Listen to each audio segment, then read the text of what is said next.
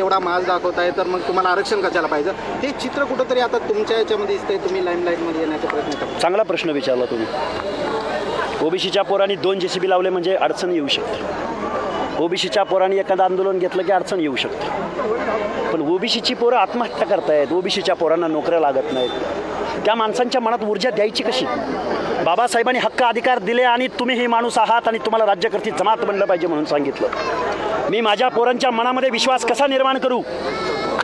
जशाच तसं उत्तर ज्यावेळी देण्याची भाषा या महाराष्ट्रात होईल त्याचवेळी जरांगेसारखा माणूस ज्याला संविधान, गरजवंत, शोषित, वंचित, बलुता, आलुता, शिवरायांची रयत माहीत नाही, त्या माणसाला तुम्ही पायगड्या घालता. लोकनियुक्त माणसं.